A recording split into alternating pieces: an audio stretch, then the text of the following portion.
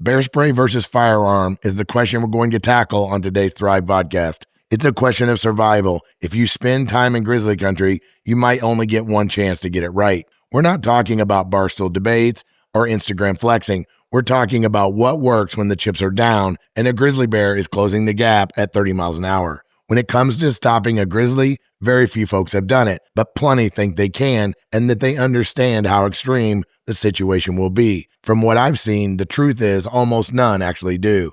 In this episode, we're unpacking and evaluating it all. Real-world experience, real stats, real solutions. I've reached out to some experts for input, and this show might generate a few wake-up calls for backcountry hunters who think they're ready when the nightmare comes calling. Let's get to it.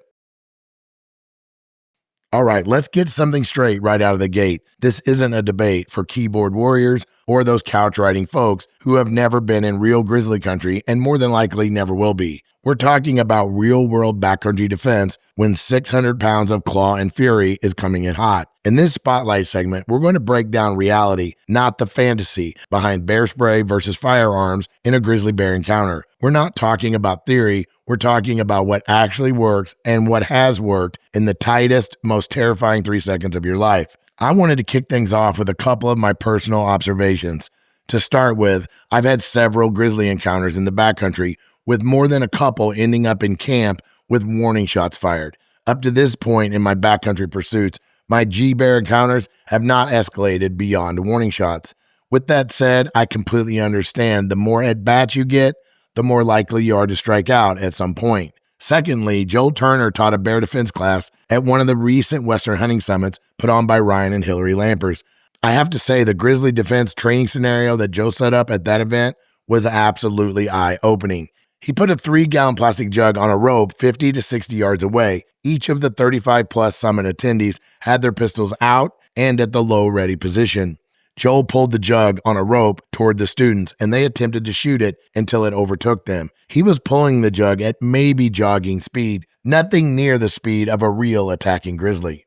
Even with their pistols out and at the ready, the challenge proved to be extremely difficult. The reality was only a couple of folks out of the 35 even hit the jug at all, and most weren't even close. It really shocked me, and I could see the look of surprise on just about everyone who tried it. Some of these guys were serious gun folks. It was much tougher to hit that relatively smallish moving target, a bear head for example, than most people even thought. It was almost painful to watch, and Joel kept saying over and over again, "And now you're a bear turd." It quickly became clear to me that we spend way too much time talking about the caliber and types of pistols. What we should be evaluating is your shooting ability with your choice of weapon. I currently use a Smith & Wesson 329 PD ultralight 44 mag revolver. Watching this train wreck exercise definitely made me rethink the revolver choice. The volume of bullets that you can put downrange might be a smarter path, but I'm still rolling that around. In my quest to evaluate this topic, I literally read dozens of articles, reports, and studies. I'm going to spend a few minutes breaking down what I found. Let's discuss the pros and cons of each method,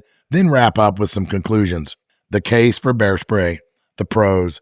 The data and a number of studies from the U.S. Fish and Wildlife Service and bear researchers in Alaska, Montana, and Idaho consistently show that bear spray is over 90% effective in deterring aggressive bear encounters. 98% of those attacked remain uninjured.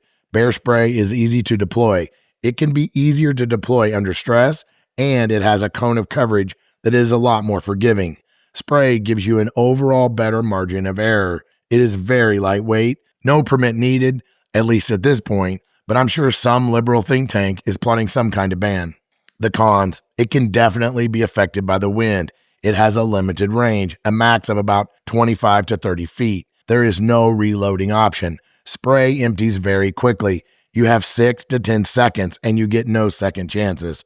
Pressurization can decrease at lower temperatures. Spray roughly has a 4-year shelf life. Most of the literature claims that spray loses 8% of its effectiveness per year, meaning it is approximately only 40% effective after 4 years. Finally, spray is not a good last resort weapon, meaning if the bear is already on you, spray becomes difficult, even impossible to use effectively. The case for firearms. Pros. A firearm has lethal stopping power, and it has the ability to stop the threat permanently. It becomes vital in failed spray situations or in cases with multiple bear scenarios. Firearms work good in bad weather, and they are very reliable. Firearms are a good option with a high degree of training and skill. The cons. Executing a kill shot on a charging bear in just seconds. I've personally not witnessed many who can actually do it, although I do meet people all the time who claim they can do it. Studies show that firearms are only 75% effective. A shocking 50% of those attacked by bears using a firearm were still injured, many of them severely. Firearms come with a risk of accidental discharge. A firearm can also amplify the bear's fight response. We will talk about that more coming up. Aggressive females with cubs are much less likely to be swayed by firearms. The weight of some pistols can influence the times they are carried with some people. I found myself doing that in many scenarios before I got my Smith & Wesson 329 PD. I would literally be at the trailhead and look around and decide there were no grizzlies, and then I would leave my gun in my truck and roll with only my bear spray. That was a very bad idea. The Smith & Wesson 329 PD is an ultralight 44 mag revolver. It is part of the Smith & Wesson's Airlight series, and it is built with a scandium alloy frame and a titanium cylinder. The empty weight is about 1.5 pounds, still under 2 pounds with ammo. However, the trade-off is a very noticeable and harsh recoil. It's a handful to shoot, and it only has 6 shots.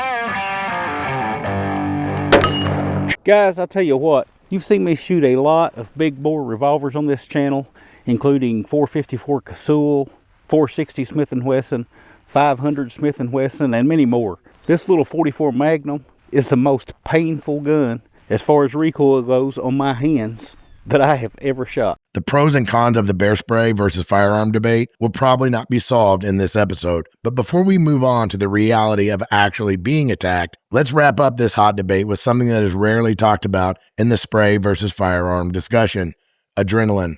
When a grizzly charges you, it is not thinking, it is reacting. The bear is running on instinct and 100% pure adrenaline, and that's a problem. So let's assume you do get your pistol drawn and you actually make a decent shot. I mean, that's running on the edge of reality after what I witnessed firsthand at the Western Hunting Summit.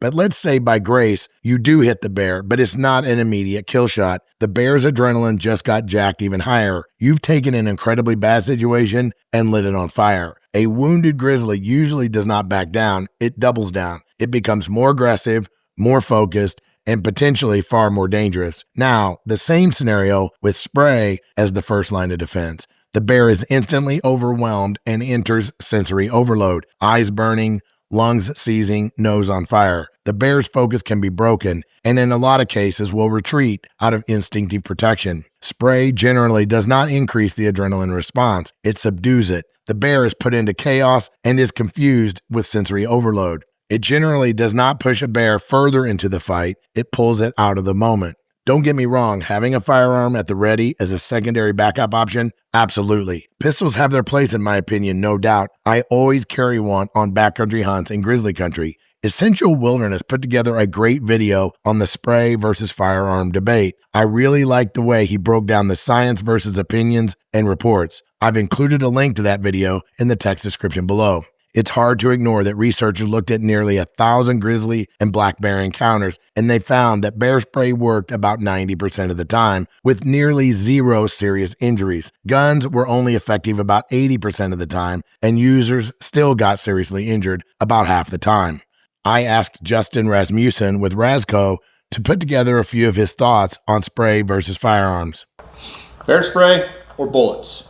It's a question a lot of us are asking ourselves. And really, there isn't a right answer. They both have their uses, they both have their cons, and it's really about what you will practice with, what you will carry every time, and after that, it's making good decisions on where to carry it, keeping your skills up, and not getting complacent, and making sure you have it with you in case you need it. If you're carrying a pistol in the backcountry, you need to check out Rasco holsters, made right in Bozeman, Montana. Justin is dialed when it comes to bear defense, and his products are designed to work with the gear that you already have. I personally use one, and I plan on getting the latest Roamer version once I decide to stay or go from my 44 mag. I've included the Rasco link in the text description below. I've also included a link to a podcast that Justin did with Cody Rich on the Rich Outdoors podcast. This is another great resource. Bear spray scrambles a bear's brain.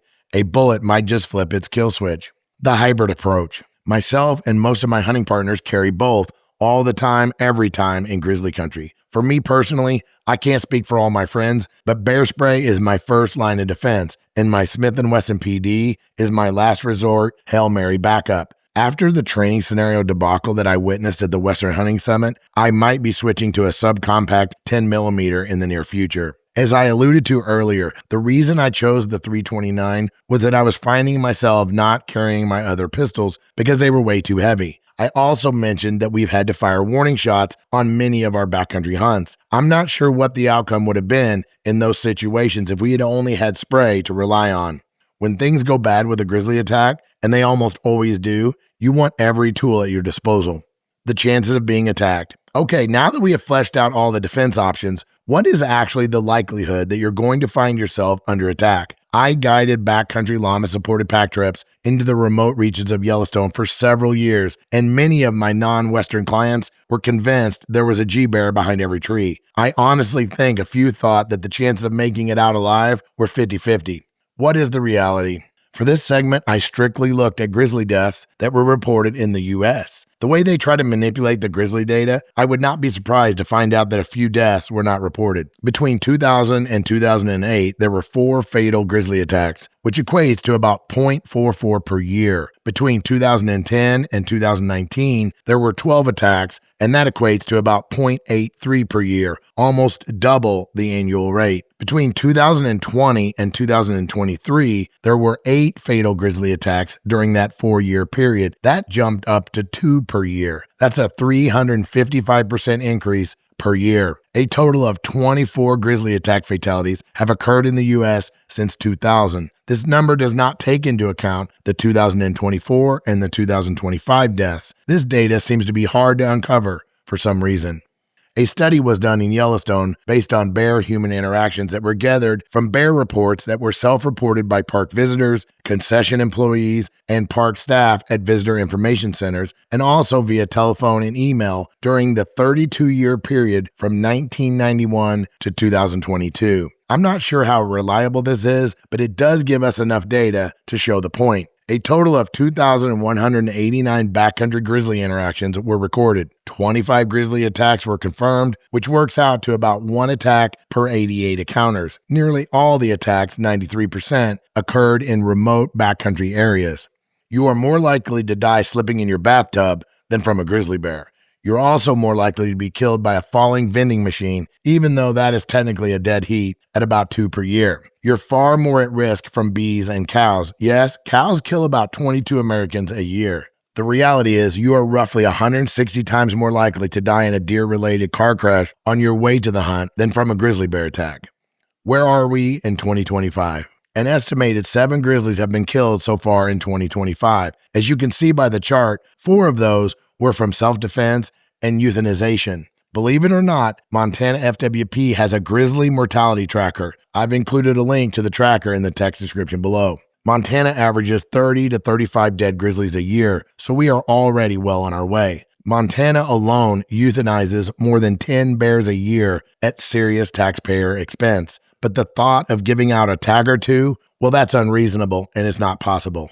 Instead of raising significant revenue for conservation efforts, we are spending substantial funding to have the government kill the bears. How exactly does that make sense? The federal Grizzly Bear Recovery Program allocates nearly $1 million a year towards management, monitoring, conflict response, and euthanasia actions nationwide. This does not begin to cover all of the state's cost. Honestly, I looked. Most states refuse to track what they spend because they don't want us to know. You know, that transparency thing always seems to get in the way. Montana being one of them.